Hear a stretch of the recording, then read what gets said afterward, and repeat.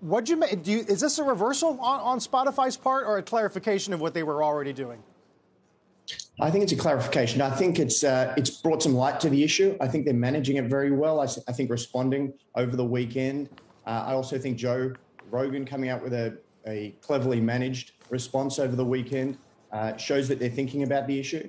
But I also think it's important that you can't have single artists sort of dictating to the service how the service should be run. I do wonder. I mean, Young was one thing, and then Frampton tweeted something in support. Mitchell over the weekend. Was there a sense that this number, this contingent of artists could have gotten much larger? I certainly thought that might be the case over the weekend. It's not, we're now, I guess, 8 years since Taylor Swift pulled her music off the service, then rejoining the service in 2017. So it certainly is on the mind. And musicians are known for wanting to be activists and to create discussion and change in the community. So I was surprised it didn't get more momentum over the weekend, but there's certainly a lot of people that are paying their bills because of Spotify. 31% of the audience share in terms of subscription music services. So there's a lot of people that, as I say, are paying their bills and would need to think long and hard about whether or not they were going to join the fight, so to speak. Yeah, Spotify stock up sharply today, in part maybe also got an upgrade from Citi. I'm curious what kind of grades you would, Simon, give their efforts so far in podcasts and all the noise that's come along with it.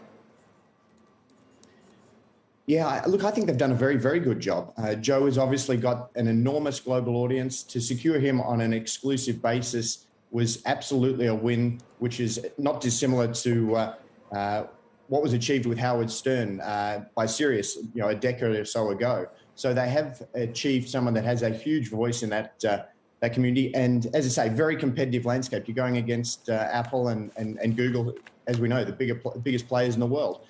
So to be able to outmaneuver them for some of the key talent, I think deserves some credit. Simon, who has the most leverage here? Because I would imagine in some ways it's probably Spotify, given the fact that streaming is such a big part of the revenue generation for musical artists right now. And to remove, and this is something Neil Young talked about last week, to remove your music from a service such as that is to actually chip away at your own ability to make money. So I wonder how this playbook plays out and whether, rather than say a Facebook and some of the misinformation debates we've seen there, whether Netflix and some of the controversies we've seen around content there, for example, David LaChapelle in recent months, provides a playbook.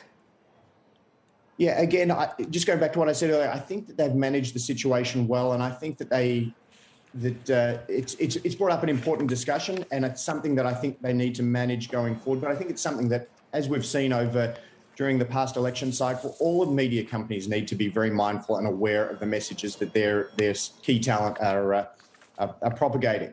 So it's something, again, that just needs to be managed closely and diligently. But I don't think it requires an enormous knee-jerk reaction in terms of cancelling talent and pulling people off the service.